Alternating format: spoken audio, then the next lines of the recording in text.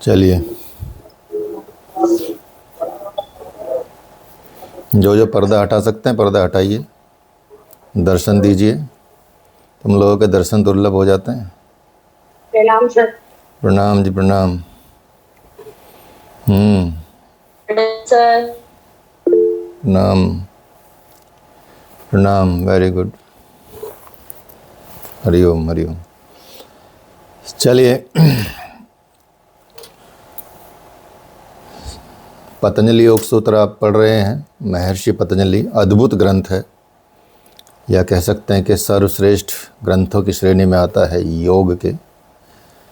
तो पहले ही हमको भगवान का वाचन करना होता है। मंत्र तो बोल ही दिया, लेकिन हमेशा जब भी आप नए अध्याय का शुरुआत करें तो ओम श्री परमात्मने नमः इस उद्घोषण के साथ करें। परमात्मा को नमन करें।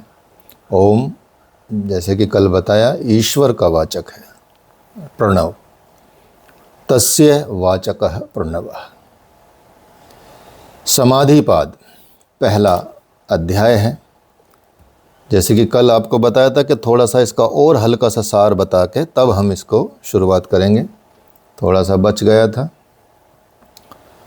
तो आप समझ रहे हैं कि पहले इसको भगवत गीता के साथ इसको कनेक्ट कर देते हैं, क्योंकि जो भगवत गीता है या गीता जी में सारे वेद आ जाते हैं, सारे पुराण आ जाते हैं, सारे शास्त्र आ जाते हैं। सब शास्त्रों का, वेदों का, पुराणों का, उपनिषदों का सार है गीता जी। ओम तत्सदिति श्रीमद् भगवद गीता सूपनिषत्सु ब्रह्म विद्यायाम योग शास्त्रे। ये श्लोक, ये वर्ड, उसमें आप हर भगवद गीता के लास्ट में आपने देखा होगा, हर चैप्टर के लास्ट में। तो यहाँ 18वें अध्याय में जो है भगवद गीता के, क्या है, संन्यास आश्रमी व्यवस्था है। संन्यास कैसे लें, और मोक्ष संन्यास योग उसका नाम है। अर्थात मोक्ष की जो चाहना है उससे भी संन्यास लेना है, क्योंकि इच्छाओं का त्याग ही तो संन्यास है, और मोक्ष की चाहना भी अपने आप में एक इच्छा ही है। तो इसलिए उसको गूढ़ता से समझ लें। तो भगवद गीता के 18वें अध्याय में संन्यास आश्रम में व्यवस्था जो है वही सेम एज इट इज़ आप देखेंगे, या कह सकते हैं कि उसको समझने की आवश्यकता है कि पतंजलि योग दर्शन का या पतंजलि योग प्रदीप का समाधिपाद वही है। 18वां अध्याय समाधिपाद, ठीक है। गीता जी का 18वां अध्याय योग शास्त्र का पहला अध्याय समाधिपाद। ये मिलता जुलता ही है, या कह सकते हैं कि वही समाहित है उसमें। और जो दूसरा अध्याय है भगवद गीता, जो इसका पतंजलि योग दर्शन का जो दूसरा अध्याय है, वो भगवद गीता जी का 6वां अध्याय है, ठीक है। भगवद गीता का 6वां अध्याय है, आत्म संयम योग उसको बोलते हैं, क्योंकि वही प्राप्ति के लिए यहाँ साधना की जाती है। तो साधन पाद रिलेट करेगा किससे? साधन पाद है आपका भगवद गीता का अध्याय 6, उससे आप इसको संबंधित कर सकते हैं। और गीता जी का जो 13वां अध्याय है, 14वां अध्याय है, 15वां अध्याय है, वो भी आप देखेंगे लगभग समाधिपाद से ही है रिलेटेड। उसका भी मिलता जुलता स्वरूप आपको समाधिपाद का मिलेगा भगवद गीता के 13वें अध्याय में, 14वें अध्याय में, 15वें अध्याय में। 13, 14, 15, ठीक है। समाधिपाद के अंतर्गत ही वो आता है। इसी तरह से भगवद गीता का 6वां अध्याय, भगवद गीता का 7वां भी अध्याय, भगवद गीता का 8वां अध्याय, ये तीनों अध्याय ही जैसे पहले बताया साधन पाद के अंतर्गत आते हैं। विभूति पाद जो है भगवद गीता, मतलब एक तरह से साधना दी गई है विभूति पाद की, और विभूतियों का जिक्र किया गया। आप देखेंगे विभूति योग नाम से ही भगवद गीता में अध्याय है, विभूति योग। तो विभूति पाद, वहाँ तो भगवान की विभूतियाँ बताई गई हैं, तो उनसे संबंधित आप योग की विभूतियों को भी समझ सकते हैं, ठीक है। तीसरा अध्याय विभूति पाद, जिसमें सिद्धियों की प्राप्ति का साधन बताया गया है भगवद गीता में, उसके भी संकेत हैं, लेकिन ऐसा स्वतंत्र कोई विधान नहीं है। कोई स्वतंत्र विधान नहीं दिया, लेकिन हम उसको इशारों में समझ सकते हैं। यदि आप दोनों ग्रंथों को साथ में कोलैबोरेशन करके समझ के दोनों को कॉम्बिनेशन के साथ पढ़ेंगे तो गीता जी में इस तरह का विचार दिया गया। पातंजल योग दर्शन का जो चौथा अध्याय है कैवल्यपाद, वो जैसे गीता जी में राजयोग बताया गया है भगवान के द्वारा, सेम वैसा ही है। अर्थात यहाँ सद्गुरु का कर्तव्य है कि इन सब बातों को आध्यात्मिक जिज्ञासु जो हैं, जो आध्यात्म चाहते हैं जीवन में, जो योग चाहते हैं जीवन में, उनको प्राप्त हो, या उनके सामने गुरु सद्गुरु रखे, वो विचार रखे। तो ये इसको आप यहाँ से रिलेट कर सकते हैं। तो अब पतंजलि जी का थोड़ा सा बता देते हैं कि जैसे बताया गया है कि पेड़ के बड़े पत्ते ही हैं अंजलि जिनकी, उनका नाम है पतंजलि। ये लोग वन प्रदेश में रहते थे। वन प्रदेश में रह के जो उनके लिए कुछ ला देता था तो खा लेते थे, और कितना खाते थे उसे पत्ते में लेकर खाते थे। ये लो भैया इस पत्ते में रख दो। आज भी देखेंगे आप कई जगह पे गांव में चाट पत्तों पे मिलती थी, टिक्की पत्तों पे मिलती थी। अब तो प्लास्टिक के दोने मोने आ गए ना, लेकिन फिर भी हरिद्वार में कई जगह पे पत्ते बना के देते हैं। बहुत आपने चटकारे से खाए होंगे इधर आके हरिद्वार में। तो पत्तों पे देते थे, पहले भी पत्तों पे होता था। केले का पत्ता होता था, बड़ा साइंटिफिक है उसका। केले के पत्ते पे खाना अपने आप में एक बहुत ही वैज्ञानिक वो है, और हेल्थ के लिए बड़ा अच्छा होता है। जो क्रियाएं होती हैं उसके अंदर बड़ी गहराई से। तो यहाँ यही बात की गई है कि वो जो कुछ कोई भी लाता था उसको पत्ते में लेकर खाते थे, और किसी भी अन्य पात्र का वो जीवन में उन्होंने उपयोग नहीं किया, सिर्फ पत्तों का ही प्रयोग किया। पत्तों से ही, पत्तों की छाल को ही वो पहनते थे। उनके कोई मूल नाम का पता नहीं होता था, उनके कोई गांव का पता नहीं होता था, उनके किसी गोत्र का भी पता नहीं होता था। ठीक है, जाति ना पूछो साधु की, पूछ लीजिए ज्ञान। तो साधु की कोई जाति नहीं होती, सिर्फ ज्ञान पूछना होता उनसे। अब प्रश्न कर लेते हैं कई लोग कि महाराज जी आपका शरीर कहाँ का है, बाबा जी आपका शरीर कहाँ का है। अब भाई काहे बताए शरीर कहाँ का है, तुम्हें शरीर से क्या मतलब है। वो फिर रिश्तेदारी निकालने के चक्कर में रहता है। अच्छा वहाँ तो हमारी बुआ भी रहती थी, ये रहती थी।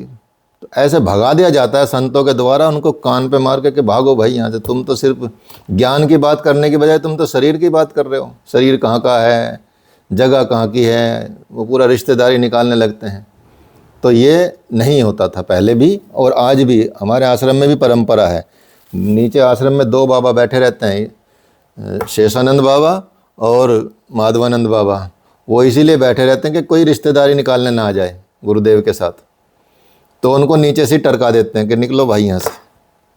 ठीक है, मतलब अलाउ नहीं है गुरुदेव के जहाँ का उनका शरीर है वहाँ से लगभग 50 से 100 किलोमीटर के डिस्टेंस का व्यक्ति वहाँ आ नहीं सकता। संसारी साधक आ सकता है रियल में।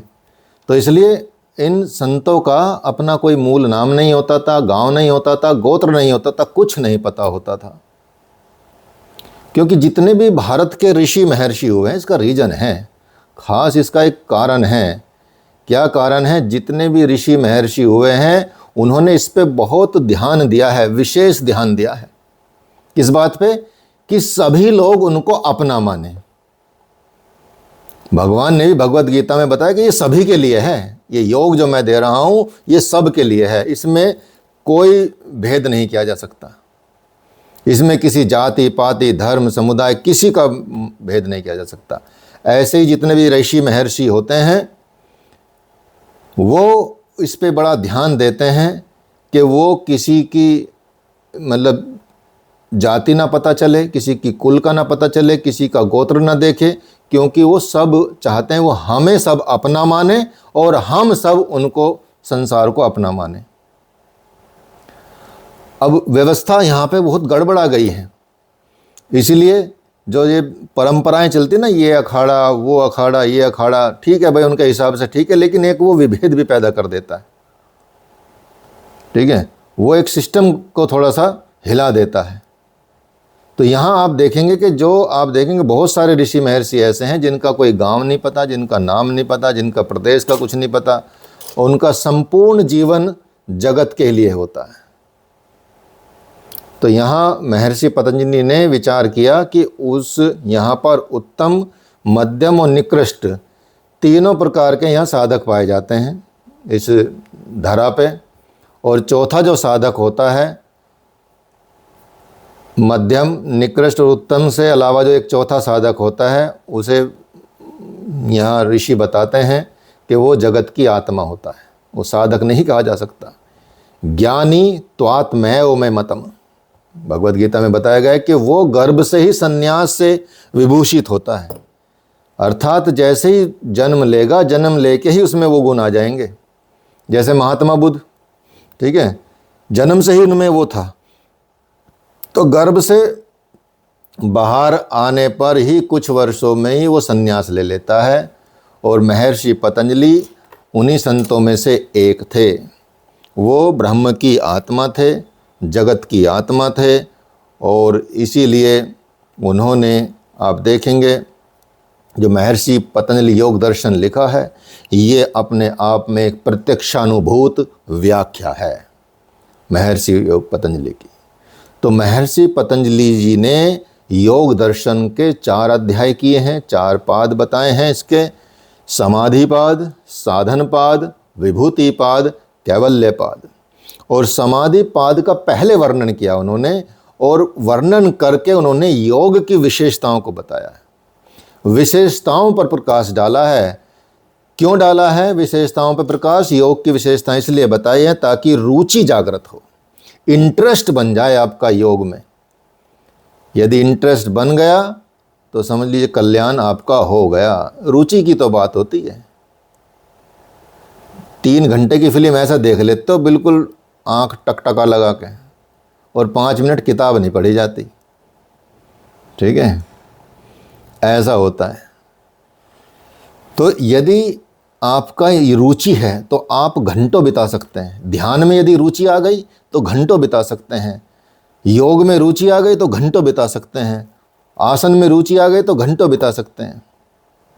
आप देखेंगे जहाँ आपको लेके गए थे वो रुद्रदेव जी, उनके पास जब भी जाओगे वो योग कराएंगे ही कराएंगे, सोचो। या नहीं तो योग पे लेक्चर देंगे ही देंगे, मतलब आप चाहे किसी भी स्थिति में हो वो शुरू करा देते हैं, ठीक है।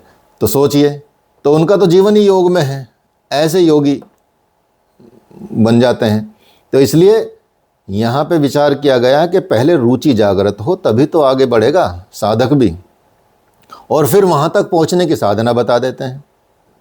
और साधना से क्या होता है? साधना से ईश्वरीय विभूतियों का प्राकट्य होता है। ये जितनी भी विभूतियाँ होती हैं वो ईश्वरीय विभूतियाँ होती हैं, भगवान की विभूति होती हैं, ऐश्वर्य होता है, लग्जरी कह सकते हैं इसको। योग की लग्जरी क्या है? विभूति है।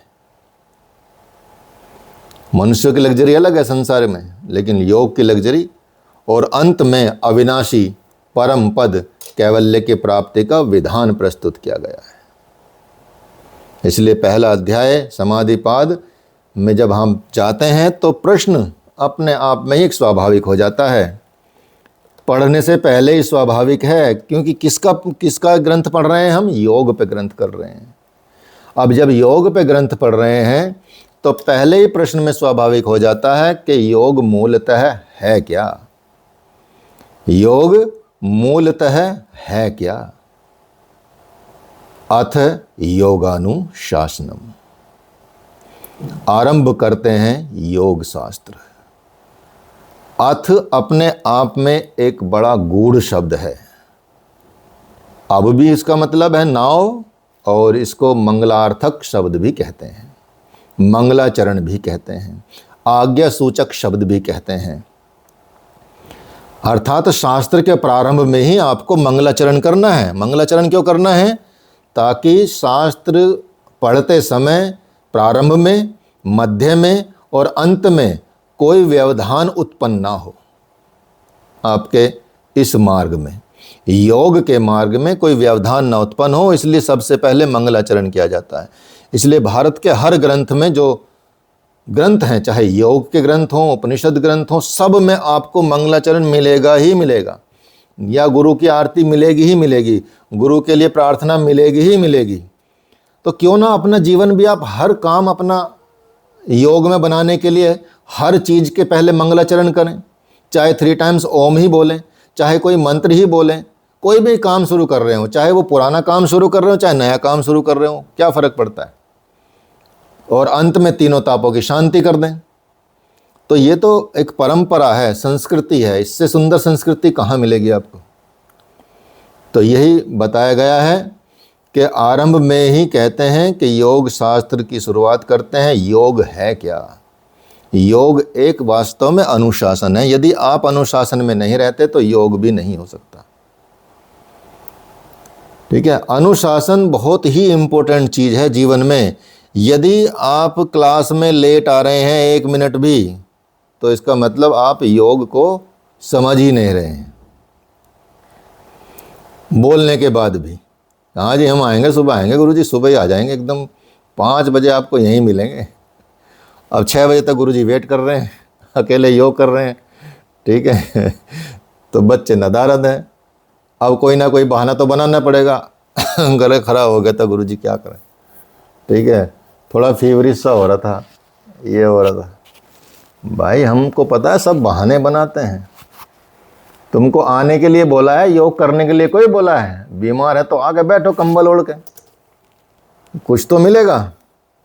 इसलिए अनुशासन, अनुशासन यदि नहीं है जीवन में तो योग नहीं है, ये समझ लीजिएगा।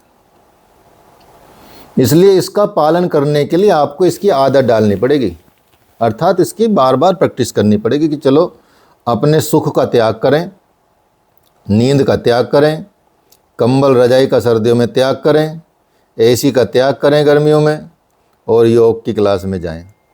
चाहे अपने घर में कर रहे हो, चाहे स्टूडियो में कर रहे हो, चाहे कॉलेज में कर रहे हो, चाहे कहीं भी कर रहे हो। और ये शास्त्र हम शुरू कर रहे हैं तो ये गूढ़ है, और गूढ़ का मतलब ये है कि आपके, चाहे आप पीएचडी करेंगे, चाहे आप यूजीसी नेट देंगे, चाहे आप गवर्नमेंट जॉब करेंगे, उन सब में यहाँ से बहुत सारी चीज़ें पूछी जाएंगी आपसे, मतलब रिटिन में भी और इंटरव्यू में भी, मौखिक भी। तो इसको समझते जाइए। इसलिए हम इसका थोड़ा सा विस्तार से ही बता रहे हैं ताकि आपको समझ में आए, और एक एक चीज़ को कई कई तरीके से बताया जाएगा ताकि आपको और समझ में आए। फिर भी यदि प्रश्न रह जाता है, वैसे तो क्लियर हो जाएंगे ज़्यादातर, फिर भी कई बार रह जाते हैं, वो फिर आप पूछ सकते हैं।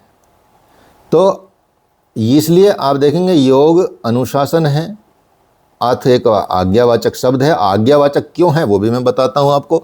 और ये गुरु की आज्ञा है। कौन बोल रहा है इस शब्द को? गुरु। शिष्य तो बोल नहीं सकता कि आओ अब आरंभ करते हैं योग शास्त्र। योग शास्त्र कौन आरंभ करेगा? गुरु आरंभ करेगा ना। गुरु किसके लिए आरंभ करेगा? शिष्य के लिए, साधक के लिए। तो ये तो गुरु की आज्ञा हो गई, और आज्ञा होगी तो फिर आपका तो कल्याण हो ही गया, समझो। एक बार गुरु आज्ञा दे दे तो फिर तो आपको गाय चराने से ब्रह्म ज्ञान हो जाता है, फिर तो आपको पेड़ पौधों की नराई गुड़ाई करने से ब्रह्म ज्ञान हो जाता है। यदि गुरु की आज्ञा से कर रहे हैं, गुरु की आज्ञा से भंडार में काम कर रहे हैं, तो खाना बनाने से ब्रह्म ज्ञान हो जाएगा, वहीं से योग प्राप्त हो जाएगा। और इस गूढ़ रहस्य को ज़्यादातर जो साधक हैं वो समझ नहीं पाते। इसलिए अनुशासन, अनुशासित किसे करना है? क्या हमको पास पड़ोस को अनुशासित करना है, या एक दूसरे को अनुशासित करना है, या एक देश दूसरे देश को अनुशासित करेगा? या जो एकांत में चिंतन कर रहा है, एकांत में योग कर रहा है, वो किसे अनुशासित करेगा? नियंत्रण किसे करेगा? नियंत्रित किसे करेगा? तो यहाँ जो बताया गया है वो अब योग की आज्ञा दी जा रही है, ये समझ लीजिए। योग की आज्ञा दी जा रही है, इसलिए सब इस योग को धारण करें, सब इस योग को धारण करें, और जो आज्ञा का पालन नहीं करता वो छोड़ जाएं गुरुकुल को। इसलिए योग तो सिर्फ आज्ञा को धारण करने वालों के लिए है, न कि प्रमाद करने वालों के लिए। तो योग में आप तभी उतर सकते हैं। इसलिए सब इस योग को धारण करें, ऐसी ऋषि की चाहना है, ऐसी गुरु की चाहना है। ये है। गीता जी के अध्याय 6 में भगवान ने महात्मा अर्जुन के माध्यम से ये कहा है कि मैं जो ध्यान योग बता रहा हूं इसे सभी को करना चाहिए, सभी को करना चाहिए, इसमें किसी का भेद नहीं किया भगवान ने। ठीक सेम बात ही यहाँ महर्षि पतंजलि भी बता रहे हैं कि ये योग सबको करना है, धारण करें। अब जो योग की विधि आज दी जा रही है उसे सब साधकों को क्या करना चाहिए? धारण करना चाहिए, सब साधकों को करना चाहिए। क्यों करना चाहिए? क्योंकि जब तक आप योग में प्रतिष्ठित नहीं हो जाते या जब तक आप योग में प्रतिष्ठित नहीं होते तब तक आपको शांति नहीं मिलेगी, आनंद की प्राप्ति नहीं होगी। आनंद और शांति नहीं मिलेगी, सुख मिल सकता है, सुख मिल सकता है किसी भी चीज़ से। सुख तो आप देखेंगे, आपने किसी ने मर्सिडीज़ गाड़ी तो देखी होगी ना, BMW मर्सिडीज़ देखी है, सब लोगों ने देखी है, देखी तो होगी, ठीक है।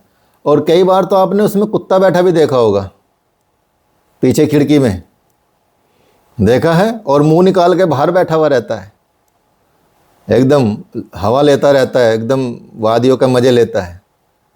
तो सुख तो जो धनवान का कुत्ता है उसको भी है, सुख धनवान के कुत्ते को भी है। धनवान का कुत्ता भी बढ़िया सी जैकेट पहन के ठंड में बैठा रहता है 1.5 करोड़ की गाड़ी में, सोचो 2 करोड़ की गाड़ी में, 4 करोड़ की गाड़ी में, और 20 सीट में मज़े से लेता बैठा रहता है, खिड़की से बाहर निकालता है और आप लोगों को जो पैदल चल रहे हैं उनको चिढ़ाता है, देख तुम तो, हम तो, आप तो करके खाते हैं, हम तो बिना के मज़े ले रहे हैं। तो सुख तो उसको भी मिल जाता है, ऐसा सुख चाहिए, ऐसा तो मिल ही जाता है। तो महर्षि पतंजलि कहते हैं कि केवल सुख की आप कामना ना करें, केवल उस सुख की कामना ना करें। मानव शरीर जो मिला है ना आपको, ये मनुष्य शरीर, ये किस लिए मिला है पहले तो इसको समझे ना। ये हम जो जीवन में मनुष्य शरीर जो प्राप्त किया है वो किस लिए प्राप्त किया है, इसका उद्देश्य क्या है? इसका उद्देश्य सिर्फ एकमात्र एक ही है, क्या है? अपने आत्म स्वरूप की प्राप्ति करना, आत्म स्वरूप को प्राप्त करना, इसका ये मूल उद्देश्य है।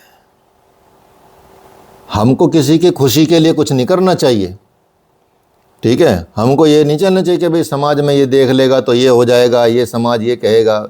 समाज तो आपको कुछ भी करोगे कुछ ना कुछ कहेगा ही कहेगा, चाहे आप कुछ भी कर लो। आप भगवान भी उतर के आ जाओगे ना धरती पे, भगवान को भी कुछ ना कुछ कहेगा समाज। तो समाज की चिंता करने की आवश्यकता नहीं है, अपना उद्धार करने की आवश्यकता है। अपना उद्धार कीजिए, समाज की चिंता नहीं न कीजिए, ठीक है। तो महर्षि पतंजलि यही बता रहे हैं कि उन्हीं के जैसा भारत के सारे मनुष्यों ने भी ऐसा ही बात की है जैसा महर्षि पतंजलि कह रहे हैं। क्योंकि कई व्यक्ति घर में जो रहते हैं वो विषयों के साथ रहते हैं, उनको विषय चाहिए, इंद्रियों के विषय चाहिए, उनको सुख चाहिए, अच्छी लग्जरी टीवी चाहिए, गाड़ी चाहिए, बंगला चाहिए, माँ नहीं चाहिए, ठीक है। माँ किसी दूसरे के पास भेज देते हैं आजकल, या अनाथ आश्रम में भेज देते हैं, ठीक है। अर्थात ज्ञान नहीं चाहिए किसी को भी, लग्जरी चाहिए। तो घर में कोई तो विषयों के साथ रहता है और कोई भगवान के साथ रहता है घर में ही। तो सोचो, ऐसे नहीं कि उसके लिए बाहर जाने की आवश्यकता है। भगवान तो प्राप्त घर में भी हो जाते हैं, भगवान प्राप्त बाहर भी हो जाते हैं, दोनों जगह हो जाते हैं। लेकिन किस के साथ रह रहे हैं आप? विषयों के साथ रह रहे हैं घर में भी या बाहर भी या कहीं भी, या फिर आप भगवान के साथ रहते हैं? तो जो भगवान के साथ घर में रहता है वो महापुरुष है, उसी को महापुरुष मानना चाहिए। वे भगवान के वरद पुत्र कहे जाते हैं, उत्तम पुत्र कहे जाते हैं। इसलिए हमको क्या है, वैसा ही बनना चाहिए, ऐसा महर्षि पतंजलि कह रहे हैं। ये जो मंत्र है बहुत ही प्रभावकारी है, बहुत ही इफेक्टिव है। ये जो मंत्र दिया गया अथ योगानुशासनम, ये बहुत ही इफेक्टिव मंत्र है, बहुत प्रभावकारी है। क्योंकि संत ने चाहना कर दी ना, ऋषि ने चाहना कर दी है, गुरु ने चाहना कर दी है, और गुरु जब चाह लेगा तो आत्म जिज्ञासुओं की साधना के लिए ये साधना बहुत ही सुगम हो जाएगी। गुरु ने एक बार चाह लिया कि तुम्हारा कल्याण होना है भाई, कल्याण करो और ये अनुशासन में आ जाओ, तो गुरु ने चाह लिया तो जो भी आत्म जिज्ञासु होंगे, प्रमादी नहीं या ऐसी साधारण नहीं, आत्म जिज्ञासु जो होंगे, उनकी साधना के लिए ये साधना ये बड़ी उत्तम और अत्यंत सुगम हो जाती है जब गुरु ही चाहना कर ले तो। और साधक को ये विश्वास हो जाता है कि जब संत ही चाह रहे हैं, जब भगवान ही चाह रहे हैं, सीधा गुरु ही चाह रहे हैं, गुरुदेव ही चाह रहे हैं, तो तुम साधना करो, तो फिर इस साधना करने में कठिनाई क्या है? उनकी चाहना ही उनकी आज्ञा है। इसलिए अथ योगानुशासनम, इस सूत्र से साधक अति प्रसन्न हो जाते हैं। इसको सुनने से ही वे गदगद हो जाते हैं।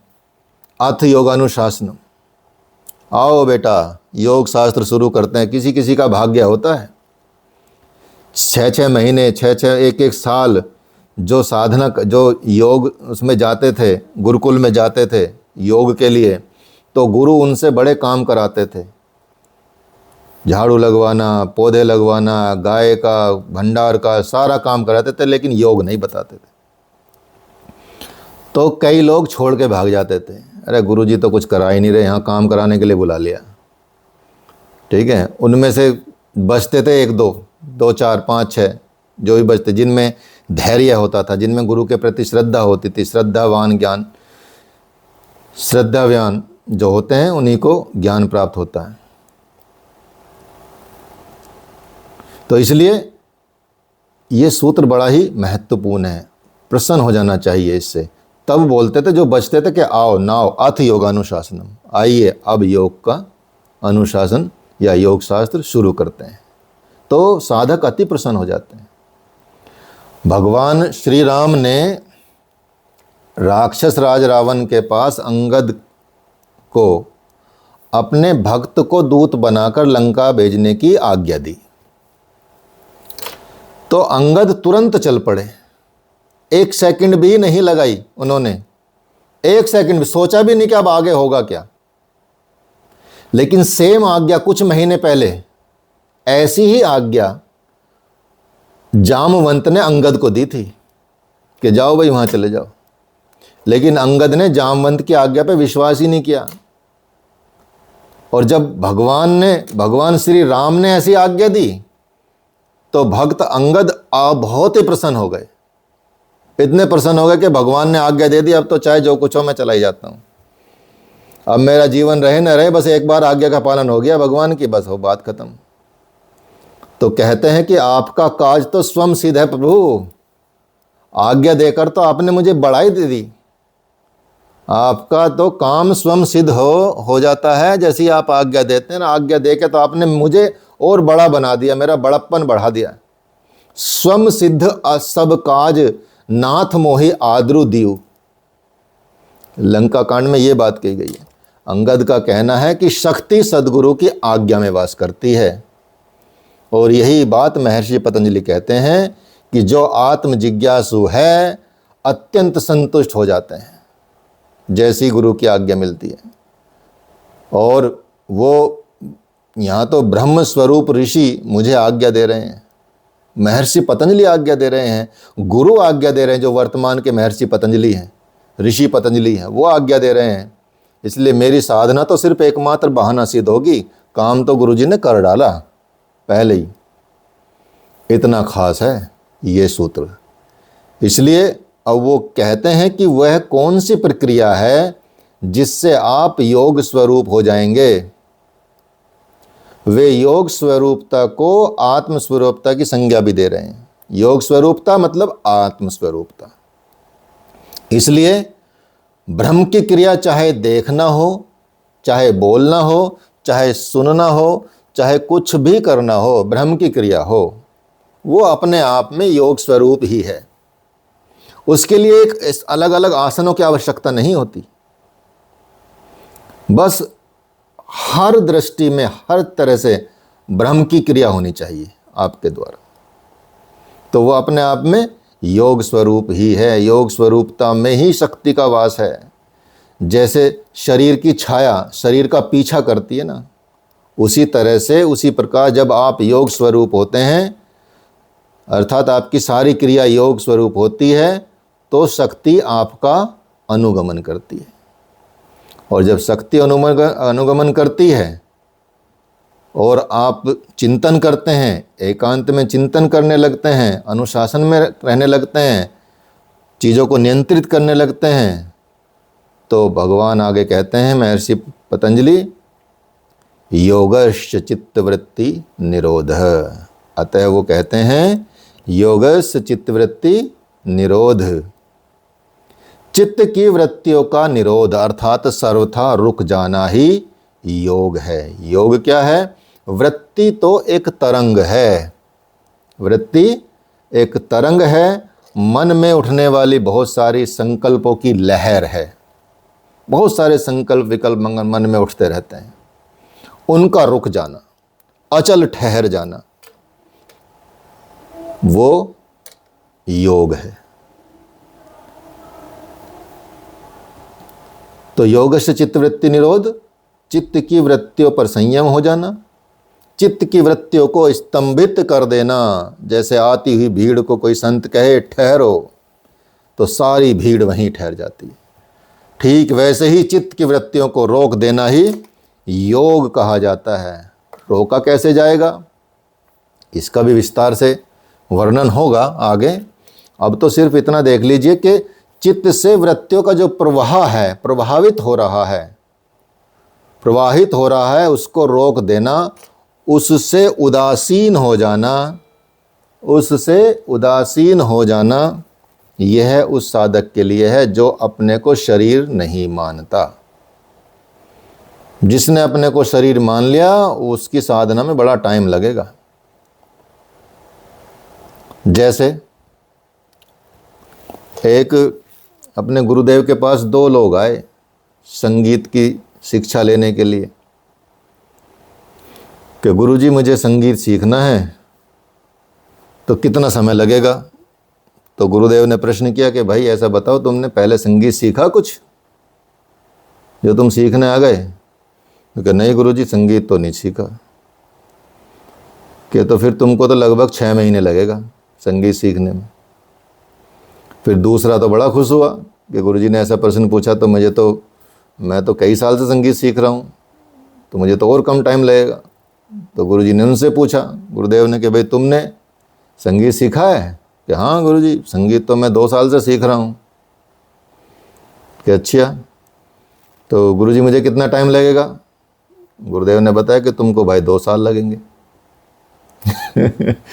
तो वो नाराज हो गया कि गुरुजी इसको तो इसने तो कुछ सीखा भी नहीं है, इसको तो तुमने 6 महीने बताए, और मैं तो सीख के घूम के बैठा हुआ हूँ, और मुझे तो बजाना भी आता है, सरगम भी आते, ये भी आता है, कि मैं आपको 2 साल लगेंगे। कि हाँ यही तो बात है कि जो संगीत सीखोगे, पहले तो 1.5 साल तो तुझे भुलाने में लगेगा जो तू गलत सीख के आया है, ठीक है।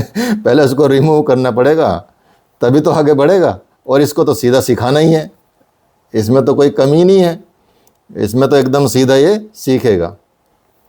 तो इसलिए जब हम शरीर मान लेते हैं तो हमको तो समय लगता है, और जिसने इसकी प्रैक्टिस समझ लीजिए कर ली कि भाई हाँ शरीर मान रखा, पहले कुछ सीख रखा है, अब बच्चे को क्या सिखाना? बच्चा तो पहले से शरीर मानता ही नहीं है, वो तो जैसा भाव रहता है वैसे ही रहता है, उसको तो पता ही नहीं है, ठीक है। इसलिए ये साधना कहाँ से प्रारंभ होती है? बुद्धि से प्रारंभ होती है।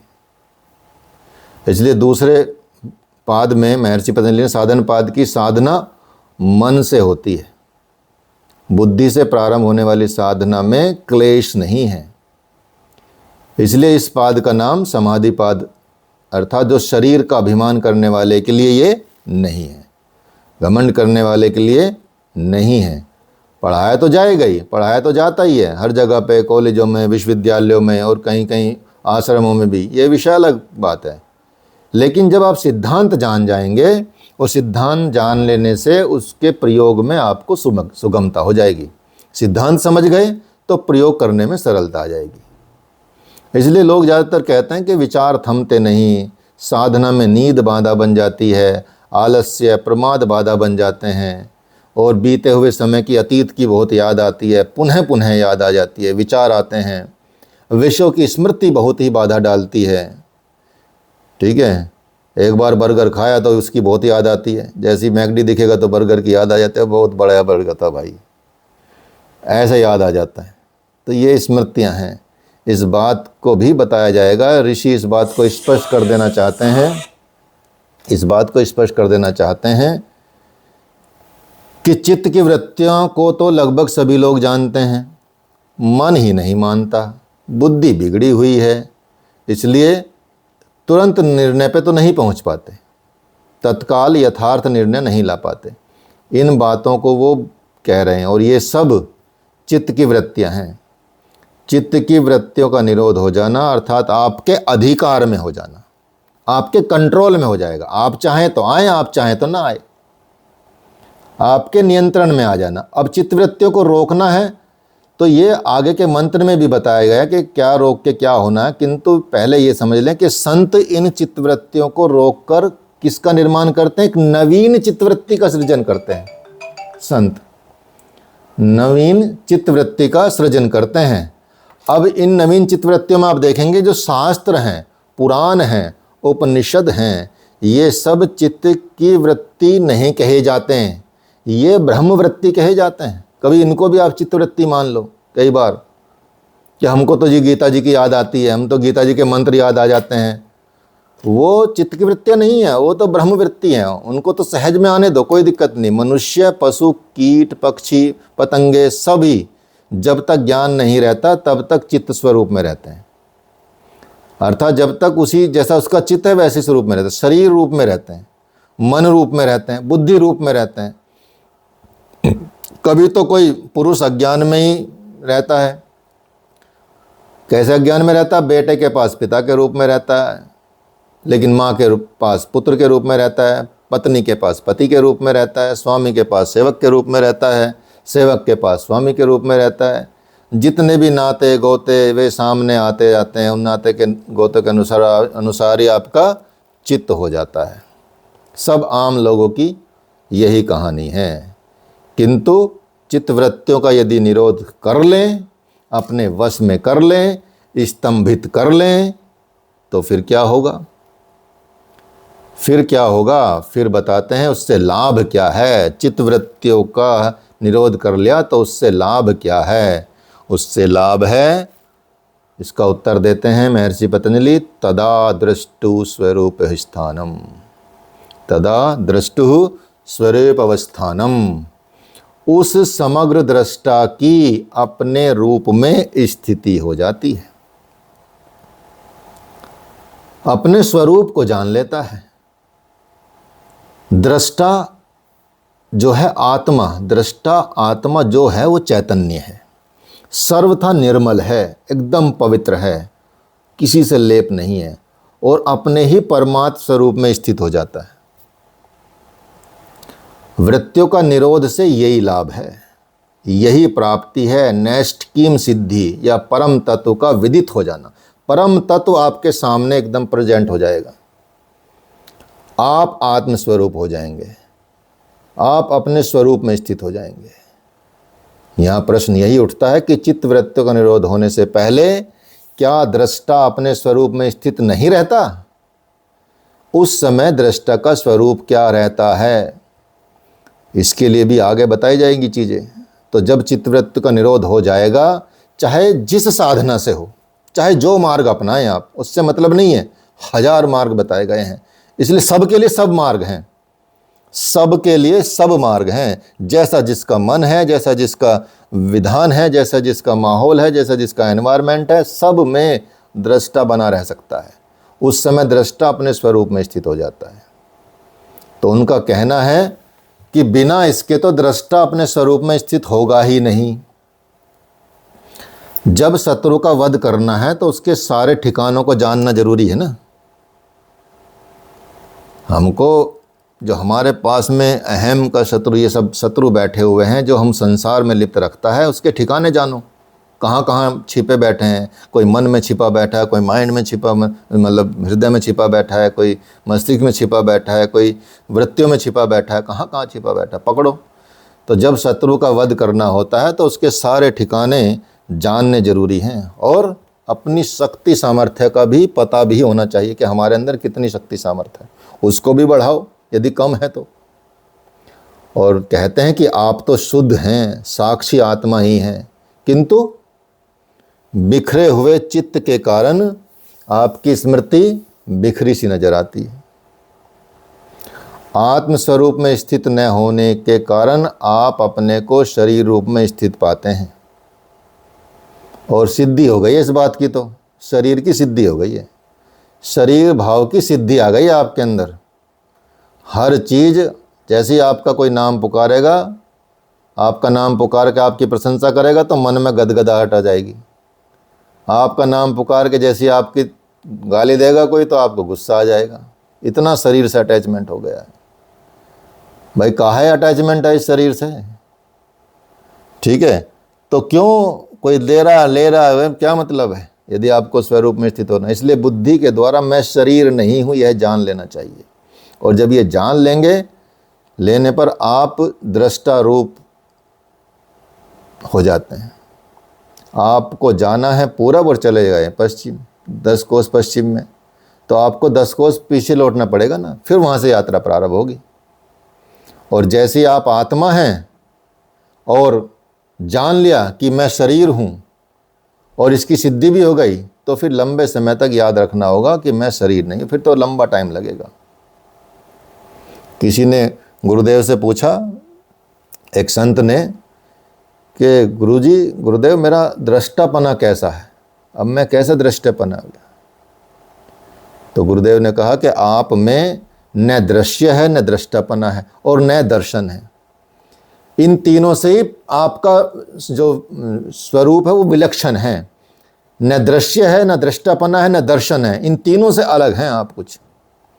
तो महर्षि यहाँ कहते हैं, महर्षि पतंजलि कहते हैं, सम शांत सचिदानंद स्वरूप हैं आप। सम शांत सचिदानंद स्वरूप हैं आप, किंतु प्रमाद के कारण वशीभूत हो गए हैं, और उसके कारण आपने अपने ब्रह्म स्वरूप पर ध्यान ही नहीं दिया। आप हैं क्या? गाना नहीं आया कि क्या चीज़ हो तुम खुद तुम्हें मालूम नहीं है। तो भगवान वही बोल रहे हैं, क्या चीज़ हो तुम खुद तुम्हें मालूम नहीं है। आप क्या हैं? सच्चिदानंद स्वरूप हैं, शांत हैं, तुमको मालूम ही नहीं है, क्योंकि प्रमाद के कारण वशीभूत हो गए हैं, और वशीभूत होकर अब ब्रह्म स्वरूप पर आपने ध्यान ही नहीं दिया। तो बताना पड़ेगा कि भाई हाँ, किसी को तो जैसे मोह के वशीभूत होकर महात्मा अर्जुन कायरता रूप दोष से दूषित हो गए थे। वे खड़े भी नहीं रह पा रहे थे, बैठा भी नहीं जा पा रहा था, सोने की तो यहाँ जगह ही नहीं थी, वहाँ रथ पे कहाँ सोते। ठीक है, अन्यथा वो लेट के सुनते भगवत गीता, अगर उनको मौका मिलता तो वहीं बिस्तर लगा लेते। ठीक है, तो यहाँ चित्त वृत्ति के निरोध की बात की जा रही है, और जबकि अब तक शरीर का ही निरोध नहीं हुआ तो चित्त वृत्ति का निरोध कहाँ से होगा। पहले तो शरीर का निरोध करो कि भाई हाँ मैं शरीर नहीं हूँ, पहले तो उसका आभास करो। सबको कुर्सी पे बैठने का अभ्यास है, किंतु पूरा अभ्यास कहाँ है। कुर्सी पे भी तो हिलते डुलते रहते हो, हिलना डुलना पड़ता है, चारों तरफ हिलना। शरीर में शासन ही नहीं है, शरीर पर शासन ही नहीं है आपका, तो चित्त पे शासन कैसे होगा। पहले तो शरीर पे शासन करो। शरीर पर जिसका शासन नहीं है तो चित्त के शासन की तो बात करनी ही बेकार है, निरर्थक है। वे शरीर के निरोध की बात नहीं कर रहे हैं, बल्कि शरीर से उदासीन होने की बात कर रहे हैं। उदासीन होना है शरीर तो अपने आप में ब्रह्म शक्ति ही है वैसे तो, लेकिन उदासीन होना है। इस ब्रह्म शक्ति से तो वेद शास्त्र पुराण सब प्रकट होते हैं, और होने ही चाहिए। जैसे भगवान श्री राम, भगवान श्री कृष्ण आदि जितने भी अवतार हुए हैं, जितने संत हैं, उनके भीतर से केवल मंत्र योग जैसी चीज़ें ही प्रकट हुई हैं, ब्रह्म ज्ञान ही प्रकट होते रहते हैं। तो सोचिए, एक ज्ञान आप पुस्तकें पढ़ के स्कूल में जाके प्राप्त करते हैं, और एक ज्ञान एक साधक ब्रह्म ज्ञान से प्राप्त कर लेता है, और वो भी उत्तम रहता। कबीरदास जी को देख लीजिए, ठीक है, कहाँ से आया उनको ज्ञान? कहीं पढ़ने गए, अनपढ़ बोले जाते हैं आज भी, लेकिन छक्के छुड़ा रखे पीएचडी करने वालों तक के भी, समझ नहीं पाते कितना गूढ़ रहस्य उनके अंदर है। ऐसी हजारों संत हुए हैं, ऐसी लाखों संत हुए हैं भारतवर्ष में। खुद हमारे गुरुदेव 10वीं भी मुझे लगा पढ़े होंगे, नहीं पढ़े होंगे, ठीक है, लेकिन इतने बड़े बड़े ग्रंथ उन्होंने रचना कर दी। भगवत गीता का भाष्य लिख दिया, पतंजलि योग सूत्र पे भाष्य लिख दिया, ठीक है, सब पे भाष्य लिख दिया, कई चीज़ों पे आत्मदर्शन नाम के ग्रंथ लिख दिए 8-10 संस्कृत के साथ, ठीक है, ब्रज भाषा में पूरा वो भगवत गीता रच दी। तो कहाँ से आया इतना ज्ञान? बताते हैं गुरुदेव कि सेम वक्त पे जब वो टहलने जाते थे, सेम वक्त पे उनके दिमाग में पद आते थे, अपने आप उतरते थे, ठीक है। एक बार कॉपी लेना भूल गए अभ्यानंद बाबा कि जी साथ में लिखने की बजाय, वो गुरुदेव तो बताते, गुरुदेव लिखेंगे तो है नहीं, वो तो बोलेंगे सिर्फ, अब बोलेंगे उसको वो रिकॉर्ड करते थे या लिखते थे। तो वो लिखना भूल गए, एक दिन वो कॉपी ले जाना भूल गए, तो गुरुदेव ने एक पत्थर पे लिखा। चलो इस मतलब अभ्यानंद को बोला कि अभ्यानंद बाबा को पत्थर पे लिख दो भाई, कल आके देख लेंगे, नोट कर लेना। अब अगले दिन बारिश होगी, वो पत्थर से मिट गया, ठीक है। तो फिर अगले सेम दिन बताते हैं गुरुदेव के सेम दिन सेम पद फिर वापस आ गया, सोचो। तो फिर लिखा। ऐसे इनकी रचनाएं होती हैं, ऐसे ऋषि महर्षि के। नहीं तो ये इतने साधारण ग्रंथ नहीं कि कोई भी लिख डालेगा, चाहे वो शंकर भाष्य हो, चाहे वो व्यास भाष्य हो, चाहे वो किसी संत का भाष्य हो, सबका ऐसे ही रहता है। इसलिए यहाँ प्रश्न करते हैं कि जिस समय शरीर चाहे जैसे नींद, आलस्य, प्रमाद नहीं है, भूत भविष्य और वर्तमान के विचार नहीं है, किसी विषय की कामना नहीं है, शरीर को भी आप अपना नहीं मान रहे हैं, उस समय आपकी अवस्था को क्या कहा जाएगा? इसका उत्तर में अपने स्वरूप में स्थित होना ही और समसात होना है। ये बात अलग है कि उस स्थिति को शब्दों से तो कहा नहीं जा सकता, वो स्थिति आपको ही पता चलेगी। जिसको गुलाब जामुन पसंद है ना बढ़िया वाली, उसको ही पता उसका आनंद कैसा होता है, ठीक है। तो वही है, जिसके जो पसंद है उसको वही सुहाता है, और असली आनंद वही बता पाता है, उसका बता भी नहीं पाएगा, महसूस ही कर पाएगा, ठीक है। इसलिए क्योंकि जब तक आप शरीर से आप पूरी तरह पृथक नहीं हो जाते, तब तक तो आप शरीरगत दृष्टा ही हैं, बुद्धि से दृष्टा हैं। उस समय संसार की और स्वरूप की याद तो रहती है, तो भी वो बहुत बड़ा उपयोगी हो जाता है। इसलिए जब दृष्टा अपने स्वरूप में नहीं रहता तो किस स्वरूप में रहता है? जब दृष्टा का, उस समय दृष्टा का स्वरूप क्या रहता है? इस पर कहते हैं, उत्तर देते हैं, वृत्ति सारूप्य मित्रत्र। वृत्ति सारूप्य मित्रत्र चौथा श्लोक है, चौथा सूत्र है। दूसरे समय में दृष्टा का वृत्ति के सदृश्य ही स्वरूप रहता है। जैसी वृत्ति वैसा पुरुष, वही हैं आप। जैसी वृत्ति वैसा पुरुष, आप तो वही हैं। लोग कहते हैं मैं तो शुद्ध हूँ, आत्मा हूँ, लेकिन महापुरुष ने बड़ा बल दिया है। महापुरुष कहते हैं कि जैसा वृत्ति का प्रवाह है वैसा ही पुरुष का भी स्वरूप है। ये समझ लीजिए। अर्जुन के प्रश्न करने पर भगवान कहते हैं, अर्जुन के प्रश्न करने पर कहते हैं, भगवान इस शास्त्र विधि को त्याग कर किंतु पूर्ण श्रद्धा से युक्त होकर जो भजते हैं उनकी क्या गति होती है? अर्जुन पूछ रहे हैं। भगवान कहते हैं, अर्जुन, पुरुष जो है वो श्रद्धा में है। इस धरती पर एक भी पुरुष सृष्टि में ऐसा नहीं है जिसमें श्रद्धा ना हो, और जो जैसी श्रद्धा वाला है स्वयं भी वैसा ही होता है। जैसी जिसकी श्रद्धा वैसा ही हो। अब हर जगह पे देख लीजिए, चाहे वो आस्तिक लोग हों चाहे नास्तिक लोग हों, कहीं ना कहीं तो उनकी श्रद्धा होती ही है, जैसी भी होती है। भगवान की जरूरत नहीं है उसके लिए, कहीं किसी की श्रद्धा जैसी भी होती है। तो भगवान ये बता रहे हैं कि श्रद्धावान होता है, स्वयं भी वैसा ही होता है जैसी जिसकी श्रद्धा होती है। और यही महर्षि पतंजलि भी कह रहे हैं कि जैसी वृत्ति वैसा पुरुष। चित्तवृत्ति निरोध और स्वरूप में स्थिति से पहले वृत्ति का जैसा प्रवाह है वैसा ही आपके लिए दृष्टा है। इसलिए वृत्ति से होकर परमात्मा का उतना ही प्रतिबिंब प्राप्त होगा, उतना ही प्रतिबिंब प्राप्त होगा। तो यहाँ एक बार की बात है, हमारे गुरुदेव जगन्नाथपुरी में थे, पूरी जगन्नाथपुरी में समुद्र के किनारे हैं। तो समुद्र के किनारे सुबह जब वो घूमने गए गुरुदेव, तो देखा कि बहुत सारे नाविक जो मछुआरे हैं अपनी अपनी नाव को किनारे लगाए हुए हैं और सारी नावों को उन्होंने मछलियों से खाली कर दिया था और वो दोबारा समुद्र में ले जा रहे थे। अब जब दोबारा समुद्र में ले जा रहे थे तो उनमें से कुछ जो थे वो नए नाविक थे, या नए सीखिए बोल सकते हैं, नव सीखिए बोल सकते हैं। ऐसे 4 युवक थे जो एक साथ मिलकर नाव को समुद्र में ले जाना चाहते थे। लेकिन जब वे जब वे ले चलते थे तो तभी लहर आती थी, थपेड़े मारती थी और बस वो पीछे हट जाते थे। बहुत देर से बड़े करते रहे, बड़े परेशान हो रहे थे। फिर थोड़ी देर में एक बड़ा वृद्ध अनुभवी व्यक्ति आया, अनुभवी नाविक आया। उसने पतवार पकड़ी और कहा कि ध्यान से देखो। और वो अकेला ही, वहाँ तो 4 थे, वो अकेला नाव को ऐसे ढंग से ले गया लहरों को काटते हुए कि ले जाकर सभी लहरों को काटकर जहाँ लहरें नहीं है वहाँ पहुँचा दिया, समुद्र के भीतर।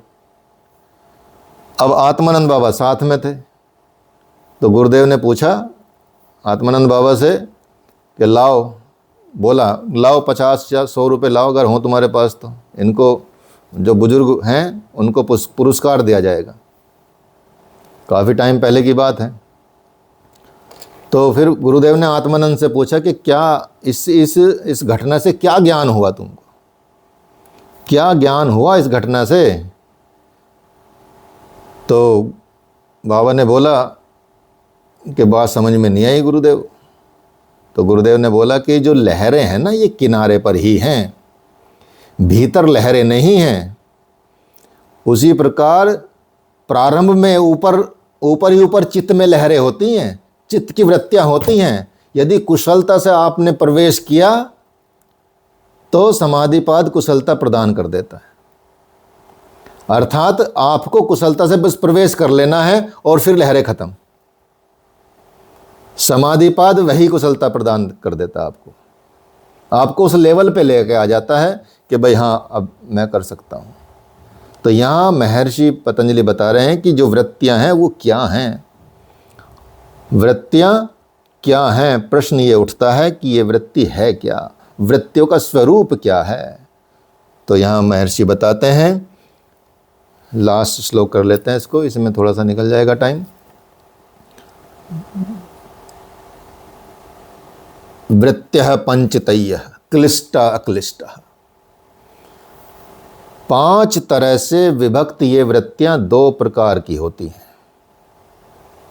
टाइप्स तो 5 हैं इनके, लेकिन ये 2 प्रकार की होती हैं, क्लिष्ट और अक्लिष्ट। क्लिष्ट जो है एक क्लेशों को धारण करने वाली है और दूसरी क्लेशों से मुक्ति दिलाने वाली है। क्लिष्ट और अक्लिष्ट। वृत्त्यः पंचतयः क्लिष्टा अक्लिष्टा। वृत्तियां 5 तरह की हैं, बताया आपको। राग द्वेष करने वाली क्लिष्ट वृत्ति होती हैं और राग द्वेष को दूर करने वाली अक्लिष्ट वृत्ति होती है। दुख दूर करने वाली अक्लिष्ट हो गई और दुख को लाने वाली क्लिष्ट वृत्ति हो गई। तो यहां जान लेना है कि वृत्तियां होती कौन कौन सी हैं, वृत्तियों का तात्पर्य क्या है। जैसे शत्रु होते हैं, वे कहीं जाने में बाधा डालते हैं, वैसे ही साधन पद में भी वृत्तियां बाधा डालती हैं। ये भी शत्रु ही मान के चलिए इनको। इसलिए संसार के लोग अपने को मूर्ख नहीं समझते, इसलिए उनमें 5 महादोष पाए जाते हैं, क्योंकि वो समझते हैं कि हम तो बड़े विद्वान हैं। और 5 महादोष कौन से पाए जाते हैं? वो 5 तरह की वृत्तियां क्या हैं? प्रमाण विपर्यय विकल्प निद्रा स्मृत्यः। प्रमाण विपर्यय विकल्प निद्रा स्मृति। इनमें से प्रमाण जो है वृत्ति को संचालित करता है। ड्राइवर है वो, ड्राइवर है, चलाता है। और स्मृति संस्कारों को धारण करती है, स्मृति संस्कारों को धारण करती है। मूलतः वृत्तियां दो हैं, विपर्यय और विकल्प। विपर्यय क्या है? विपर्यय वृत्ति मिथ्या ज्ञान की संवाहिका है, उसको ले जाने वाली है, बहाने वाली है। तो विकल्प वृत्ति अपौरुषीय शब्द है, जो दृष्टा और दृश्य दोनों के संयोग से मिलने वाले शब्द को समझकर चलती है। एक वृत्ति है निद्रा, और ये वृत्ति जो निद्रा है, ये संपूर्ण वृत्तियों की सुप्त अवस्था है। इसमें ना तो अज्ञान की कोई जड़ता दिखाई देगी और ना व्यर्थ ज्ञान की कोई जकड़न दिखाई देगी। न शब्द ज्ञान से कोई वस्तु या दृष्टा का विकल्प ही है, और ये जड़ शरीर तक ही सीमित रहती है। जो है ही नहीं, भूतादिकों के शरीर जिनका अस्तित्व नहीं है, अभाव है, वहीं तक ये सीमित है। यह वृत्ति निद्रावस्था है। भगवान श्री कृष्ण कहते हैं भगवद गीता में, प्रवृत्तिम च निर्वृत्तिम च जना न विदुरसुरा न शोचम नापि चाचारो न सत्यम तेसु विद्यते है। अर्जुन, आसुरी वृत्ति वाले लोग कार्यम कर्म में प्रवृत्त होना और अकर्तव्य कार्य से निवृत्त होना नहीं जानते। उनको पता नहीं कि कैसे काम में प्रवृत्त होना है और कैसे अकर्तव्य कर्म को से निवृत्त होना है, कि जो नहीं करना है वो कैसे नहीं करना, करने योग्य क्या है उसे नहीं जानते और न प्रवृत्त होते उसमें, और न कर्तव्य कर्म समझते, न उसमें से निवृत्त होना जानते हैं। तो इसलिए वृत्ति की ये सुप्त अवस्था निद्रा है, जिसे भगवान श्री कृष्ण ने क्या कहा है, आसुरी संपद के अंतर्गत प्रस्तुत किया है, ये बताया। तो इसलिए प्रमाण, विपर्यय, विकल्प, निद्रा, स्मृति किसी के पास अपनी बात को कैसे सिद्ध करते हैं, इसको कैसे कहते हैं, ये प्रमाण वृत्ति है। माता पिता के पास, भाई बंधुओं के पास अपने को सत्य सिद्ध करते हैं, जैसे गुरु के पास भी शिष्य अपने को सत्य सिद्ध करता है और प्रमाण देता है, वो वृत्ति है। तो आज के इसमें यही 6 वाला रखते हैं, प्रमाण, विपर्यय। इसको आगे आगे बढ़ाएंगे, एक्सप्लेन किया गया है, तो इसको आप समझते जाइए और कुछ गूढ़ रहस्य को जानते जाइए, मतलब इसको धारण करते जाइए। सच में धारण करने वाला विषय है ये योग, ठीक है। तो ये है, तो ये 6 श्लोक तक ही आपका आज रखेंगे, तो 1 से 6 श्लोक तक आपका ये आज हो गया है। 7वें श्लोक से नेक्स्ट क्लास में शुरू करेंगे। हाँ जी, बताइए। सर नमस्ते। नमस्ते जी, नमस्ते। सर एक जैसे ये सूत्र काल में 6 दर्शनों का जो मतलब प्रतिपादन हुआ, तो जैसे महर्षि पतंजलि ने बोला योगस्य चित्तवृत्ति निरोध, तो ये सूत्र दे दी। अब जैसे प्रमाण, विपर्यय, विकल्प, निद्रा, स्मृति, ये वृत्तियों की अवस्था मतलब प्रकार हो गए, तो ये महर्षि पतंजलि ने दिए या व्यास जी ने भाष्य किया इस पर? नहीं, भाष्य तो व्यास जी ने भी किया है, ये तो दिए तो सीक्वेंस तो महर्षि पतंजलि ने दी है ना। ये महर्षि पतंजलि का अपना कुछ इसमें है नहीं, ये सब पहले के शास्त्रों से, पहले के योग शास्त्रों से है, उन्होंने बस संकलित किया है इसको। और भाष्य तो लिखा व्यास ने भी, भाष्य लिखा भोज ने भी, भाष्य लिखा शंकराचार्य ने भी, भाष्य लिखा अड़गड़ानंद जी ने भी, भाष्य लिखा बहुत सारे लोगों ने। तो भाष्य तो निद्रा ये पतंजलि द्वारा बताया गया। हाँ, ये सारा ही पतंजलि द्वारा है, लेकिन ये है पहले से ही, ऐसा नहीं कि पहले से नहीं है ये। तभी तो भगवान भगवद गीता में कई बार आता ना, इनका जिक्र आता है। हाँ, तो भगवद गीता तो इससे पुरानी है ना। जी जी, ये है। चलिए, और किसी का प्रश्न है तो बताएंगे। तुम लेट क्यों आए भाई आज? थोड़ा सा सर बिजी था मैं। अच्छा, लेकिन मैं कोशिश करूंगा, जो छूट गई क्लास ऑन आपका यूट्यूब पे। हाँ, वो मैं अभी रिकॉर्ड कर लिया है, बस आपको भेज दिया जाएगा, जल्दी अपलोड कर दिया जाएगा।